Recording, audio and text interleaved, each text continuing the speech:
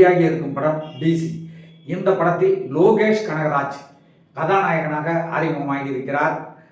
மிக பொருத்தமான ஒரு கதாபாத்திரத்தை தேர்ந்தெடுத்து தன்னுடைய உடல்வாகு, முடி அலங்காரம், இதற்கெல்லாம் பொருத்தமான ஒரு கேரக்டரை இந்த படத்தில் தேர்ந்தெடுத்து நடித்து அதில் வெற்றியும் பெற்றிருக்கார் லோகேஷ் கனகராஜ். மிக இல்லாத நடிப்பு, ஆர்ப்பாட்டம் இல்லாத வசன உச்சரிப்பு, இப்படி ஒவ்வொரு விஷயத்திலும் கவனம் செலுத்தியிருக்கார். அதே மாதிரி ஒரு ரவுடி பையன் எப்படி ட்ரெஸ் எல்லாம் போடுவானோ அந்த மாதிரி ட்ரெஸ் போட்டிருக்காரு. ரொம்ப ஓவர் ஆக்டிங் எங்கேயுமே அவர் காட்டலை. பல இடங்களில் மற்றவர்கள் மீது அன்பு, பாசம், பரிவு காட்டி தன்னுடைய நடிப்பின் மீது ரசிகர்களின் கவனத்தை ஈர்க்க முயற்சி செய்திருக்கிறார். அதில் வெற்றியும் பெற்றிருக்கிறார் லோகேஷ் கனகராஜ். டைரக்டர் அருண் மாதேஸ்வரன் இந்த படத்தை டைரக்ட் பண்ணியிருக்கார். இது ஒரு பழிவாங்கும் கதை தான். பழிவாங்குற கதைங்கிறத எப்படி புதுசாக சொல்லலாம்னு முயற்சி பண்ணியிருக்காரு. அதுக்காக எதிர்கால சந்ததியே ஒழிச்சு கட்டிட்டாரு. இளைஞர்களை எந்த வழியில் போகக்கூடாதுன்னு நினைக்கிறோமோ அந்த வழியில் போகிறது தப்பு இல்லை. போலீஸ்காரன் தப்பு பண்ணிட்டாங்கிறதுக்காக போலீஸ்காரங்க எல்லாருமே சுட்டுக் கொள்றதா? மொத்த போலீஸாரில் யாரோ ஒருத்தர் அந்த மாதிரி தவறான ஒரு முடிவு எடுப்பாங்க. உடனே அவங்களை சுட்டுக் கொண்டுட்டா அந்த போலீஸ் துறையே சரியாயிடுமா? அதுக்குன்னு கோர்ட் இருக்குது, அரசாங்கம் இருக்குது, அது பார்த்துக்காதா? என்னங்க இது? சே, ரொம்ப கேவலமாக இருக்குது இந்த மாதிரி திரைக்கதை எழுதுறத பார்க்கும்போது. கதாநாயகி தம் அடிக்கிறது, அது ஒரு டாக்டரை சுட்டுக் கொள்வது, டாக்டர் தப்பு பண்ணிட்டான், கருப்பையை எடுத்துட்டான் அப்படிங்கிறதுக்காக அவனை சுட்டுக் கொள்றதா? டூ மச் வயலன்ஸ் இந்த படம். அது மட்டும் இல்லை, இது இளைஞர்களை நல்வழிப்படுத்துறதுக்கே இந்த படத்தில் ஒரு விஷயம் கூட இல்லை. ஒரு பையனுடைய அப்பாவை ஒரு போலீஸ்காரர் பணத்தை எடுத்துட்டு சுட்டு கொன்று புதரில் வீசிட்டாரு. அதை தாங்க முடியாத அந்த பையன் ஒரு ரவுடிகிட்ட சொல்கிறான். அதுக்காக அந்த ரவுடி அந்த போலீஸ்காரனே சுட்டுக் கொள்கிறாரு. அந்த போலீஸாரை ஏன் சுட்டுக் கொண்டாங்கன்னு போலீஸ் இலாக்காவே ஒரு விசாரணை வச்சு அது சம்மந்தப்பட்டவங்கள பிடிக்கிறதுக்கு ஒரு டீம் அனுப்புது. அந்த டீம் லோகேஷ் கனகராஜை துரத்துது. அவங்க போகிற இடத்துலலாம் துப்பாக்கி அப்படியே சூடு நடக்குது. என்ன துப்பாக்கிகள், அதுவும் இந்தியாவில், தமிழ்நாட்டில் எங்கே இந்த அளவுக்கு கிடைக்குதுன்னு தெரியல. பொள்ளாச்சி ஏரியாவில் அப்படி துப்பாக்கி கிடைக்குதா? அங்கே எல்லாம் டொப்புன்னு எல்லா இடத்துலையும் ஒரே துப்பாக்கி சண்டை தான். அப்புறம் லோகேஷ் கனகராஜ் தன்னை நிலைநிறுத்திக்கிறதுக்காக அந்த கத்தி எடுத்து சதக்குன்னு எதிரிகளை குத்தி காலி பண்ணுறாரு. அப்படியே நமக்கெல்லாம் நெஞ்சு பதறுது. என்னையா இது? எப்படி இப்படியெல்லாம் நடந்ததுன்னா என்ன ஆகிறது? தமிழ்நாடு வேட்டைக்காடால் மாறிடும். இப்படியெல்லாம் பண்ணலாமா? சினிமா என்பது இளைஞர்களை நல்வழிப்படுத்தக்கூடிய ஒரு மீடியா. அந்த சினிமா துறையில் இப்படி ஒரே அவர் படம் எடுக்கிறது பெரிய நடிகர்களை வச்சு அந்த மாதிரி ஒரு ரவுடிகள் அட்டகாசத்தை அடக்கிறது, அப்படி இப்படி போதைப் பொருள்னு படம் எடுக்கிறாரு. அதை விட்டா அவர் நடித்த படமாக இப்படி இருக்குது. அந்த டைரக்டர்கள் அந்த மாதிரி படம் எடுத்தவரை இப்படி தான் நடிக்க வைக்கணும்னு அந்த அருண் மாதேஸ்வரன் நினச்சிருப்பார் போல தெரியுது. ஒரு வித்தியாசங்கிறதுக்கு அளவே இல்லையா? சன் பிக்சர்ஸ் இந்த படத்தை தயாரிச்சிருக்கு. சன் என்றால் சூரியன், எல்லோருக்கும் அந்த ஒளியை வீசி நன்மை பயக்கக்கூடிய ஒரு பெயர் சன்னுங்கிறது. அந்த சன் பிக்சர்ஸ் பெயரை வச்சுட்டு இன்றைக்கு தமிழ்நாட்டிலேயே விரல் விட்டு எண்ணக்கூடிய பணக்காரர்கள் லிஸ்ட்டில் அவங்க ஒருத்தராக இருக்காங்க. அவங்க போய் இப்படி ஒரு கேவலமான படத்தை தயாரிக்கலாமா? அவங்களுக்கு பணத்துக்கு என்ன குறை? பணம் சம்பாதிக்கிறதுக்காக என்ன வேணாலும் செய்யலாமா? ஒரு பிராத்தல் பண்ணுற ஒரு கேரக்டரை காட்டி அது ஏன் பிராத்தல் பண்ண போச்சுங்கிறத ஒரு கதையாக சொல்லி அது மேலே ஒரு ரவுடி கதாநாயகன் பரிதாபப்பட்டு அந்த பெண்ணுக்கு அநீதி இழைத்தவர்களை அடித்து துவைத்து சுட்டு கொள்வது அப்படிங்கிற ஒரு முடிவு எடுக்கலாமா? அதை போய் ஒரு படமாக காட்டலாமா?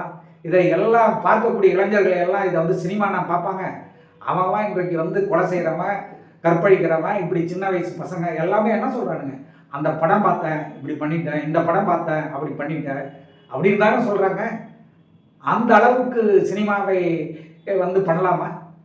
அது மட்டுமாங்க, அந்த காலத்தில் எம்ஜிஆர் படங்கள்லாம் எல்லாமே கெட்டவர்களை, ரவுடியை, கொலைகாரனை திருத்துற மாதிரி படம் பண்ணுவார். பல்லாண்டு வாழ்வு படத்தில் பல ரவுடிகளை, பல ஜெயில் கைதிகளை நடிக்க வச்சு அவர்கள் கடைசியில் திருந்துவது போல் அவர்கள் செய்கிற செயல்லாம் தப்பு அப்படிங்கிற மாதிரி பண்ணுவார்.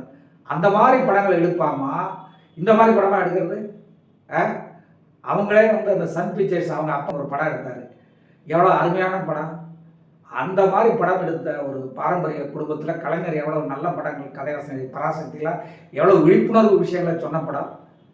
அந்த மாதிரி ஒரு பாரம்பரியமிக்க ஒரு குடும்பத்திலிருந்து வந்த சன் பிக்சர்ஸ் வந்து இப்படி ஒரு டைரக்டர் ஜம்பு எடுத்த மாதிரி ஒரு படத்தையும் ரொம்ப தாங்க முடியலங்க. இதில் வேற அனிருத் மியூசிக்குங்கிற பேரில் காதை கிழிக்கிறார், பின்னணி இசையெல்லாம் கேட்க முடியல, ஒரே சத்தம், ஒரே அலறல். இதெல்லாம் பண்ணாதான் மியூசிக்னு அவர் நினைச்சிட்டாருக்கு. சன் பிக்சர்ஸுடைய மருமகனாக போகிறார். அவர் இப்படி பண்ணலாமா? ஒளிப்பதிவு அருமையாக பண்ணியிருக்கார்.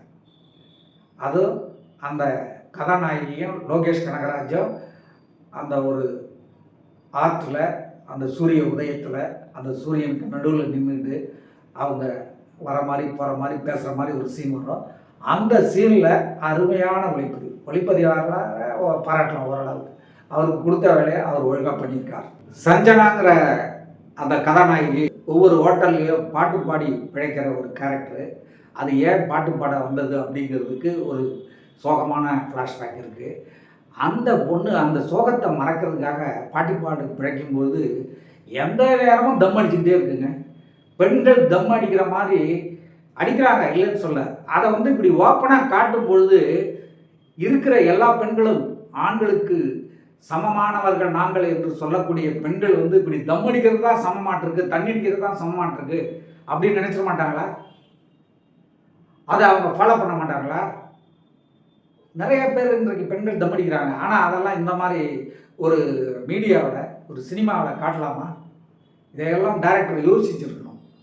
அந்த மாதிரி காட்சிகள், அந்த காட்சிகள்லாம் ரொம்ப வன்மையாக கண்டிக்கக்கூடிய காட்சி. அதே போல் இன்னொரு பெண் வந்து தன்னுடைய குடும்ப சூழ்நிலையால் ஒவ்வொரு ஹோட்டலுக்காக போய் பிராத்தல் பண்ணுற பொண்ணாக நடிக்க வச்சிருக்கிறாங்க. மாமிகா கபி அப்படிங்கிற அந்த கேரக்டரை அவங்க நல்லா தான் பண்ணியிருக்காங்க. ஆனாலும் கடைசியில் வந்து அவங்க கர்ப்பப்பையை ட்ரீட்மெண்ட்டுக்காக போன ஒரு ஹாஸ்பிட்டலில் அந்த டாக்டர் எடுத்துட்டான். அவன் கடைசியாக அதை சொன்னான் அப்படிங்கிறதுக்காக அவனை போய் டொப்போன்னு துப்பாக்கியால் சுட்டு கொள்ளுது இந்த பொண்ணு மாமிகா கபி. அது என்னதான் அது வந்து ஒரு தவறான செயல் இருந்தாலும் அதுக்கு வந்து சுட்டுக் கொள்வது தான் நியாயம் இல்லை. என்ன பண்ணியிருக்கணும்? போலீஸில் போய் கம்ப்ளைண்ட் பண்ணியிருக்கலாம்ல. அதில் என்ன தப்பு? அந்த ஹாஸ்பிட்டலே அதுக்காக தான் இயங்குதுங்கிறது தெரிஞ்சு அதை வந்து தடுத்துருப்பாங்கல்ல போலீஸு. அதை சொல்லலை. பல விஷயங்கள், வன்முறை, ரத்தம், இதுதான் ஒரே படம் முழுக்க. இந்த மாதிரி படங்களை இப்போ இளைஞர்கள் விரும்புகிறாங்கன்ட்டு இவங்க சொல்லி அவங்க மேலே திணிக்கிறாங்க. அவங்கள இளைஞர்களை நல்வழிப்படுத்த வேண்டும். அதை விட்டுட்டு இப்படி கொடூரமான படங்களை எடுத்து அவங்கள எல்லாரையும் இந்த மாதிரி பாதைக்கு போகிறதுக்கு அழைக்கிற மாதிரி இந்த படம் இருக்குது. அதனால் இந்த படத்துக்கு நம்முடைய மார்க் வந்து 5க்கு 3.